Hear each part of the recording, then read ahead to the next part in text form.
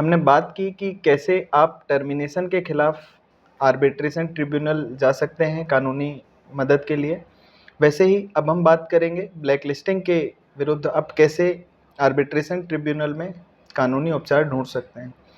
तो जैसा कि मैंने पिछले वीडियो में बताया था कि कोई भी विभाग मध्य प्रदेश में जो भी उपक्रम चल रहे हैं उसमें कोई कॉन्ट्रैक्टर है जो वर्क या फिर सर्विसेज परफॉर्म करता है, वो एक से ज़्यादा कॉन्ट्रैक्ट लिए हुए होता है और उनमें टर्मिनेशन का प्रोसेस स्टार्ट हो जाता है, या फिर बहुत से अन्य कारण हैं जिनके कारण जो विभाग है वो आपको ब्लैकलिस्ट कर सकता है। एक बार यदि कोई विभाग आपको ब्लैकलिस्ट कर देगा तो मध्य प्रदेश में अन्य किसी विभाग पर आप काम नहीं कर सकते। तो यह बहुत ही जटिल समस्या है जिसका ठेकेदार या फिर कॉन्ट्रैक्टर या निविदाकार को सामना करना पड़ता है। तो सबसे पहले जान लेते हैं कि क्या क्या कारण हैं जिनसे ब्लैकलिस्टिंग आपकी हो सकती है। तो सबसे पहले यदि आप कार्य कर रहे हैं और आप जो मटेरियल यूज़ कर रहे हैं या फिर जो सर्विसेज हैं वो मानक तौर पर नहीं हैं, जो स्टैंडर्ड बनाए गए हैं आपके कॉन्ट्रैक्ट के तहत उनके मानक पर नहीं हैं, तो ये आपको ब्लैकलिस्ट कर सकते हैं।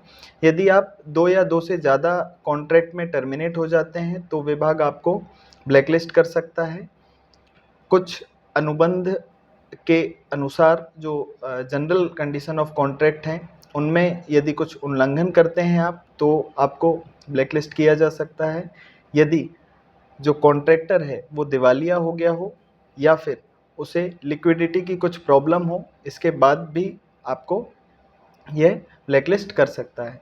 अब कारण हमने जान लिए, अब हम जान लेते हैं कैसे हम आर्बिट्रेशन ट्रिब्यूनल पर पहुंचेंगे। आर्बिट्रेशन ट्रिब्यूनल में पहुंचने के लिए सबसे पहले जो आपकी कॉम्पिटेंट अथॉरिटी है उसे आपको पत्राचार के माध्यम से अपनी समस्याएं और उपचार बताना होगा कि हम क्या उपचार चाहते हैं। यदि जो कॉम्पिटेंट अथॉरिटी है वो आपको तय समय सीमा पर रिप्लाई नहीं देता है या फिर आपको रेमेडी नहीं प्रोवाइड करता है तो आप उसकी एपीलेट अथॉरिटी पर जाएंगे। आपको इन प्रोसेस में लिमिटेशन का ध्यान रखना होगा। हर कॉन्ट्रैक्ट में या फिर मान लीजिए कॉन्ट्रैक्ट में आपकी कंडीशन नहीं लिखी है तय समय सीमा की, तो आपको आर्बिट्रेशन एंड कॉन्सिलेशन एक्ट देखना होगा। उसके बाद आपको एपीलिएट अथॉरिटी के बाद फाइनल अथॉरिटी के पास पत्राचार के माध्यम से समस्या या उपचार आपको बताना होगा।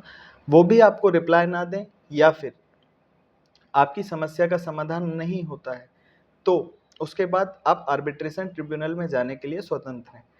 आर्बिट्रेशन ट्रिब्यूनल में केस लॉन्च करने के लिए आपको जो उसका टाइम लिमिट है वो ध्यान में रखना है, जिसे लिमिटेशन टाइम कहते हैं। अभी मध्य प्रदेश में यदि आपको इन समस्याओं से जूझना पड़ रहा है तो आप नज़दीकी कानूनी सलाहकार से सलाह लें, या फिर आपको किसी गाइडेंस की ज़रूरत होती है तो प्रोस्पेक्ट लीगल के दिए गए नंबर पर या फिर ईमेल आईडी पर आप हमें सूचित कर सकते हैं। Thank you.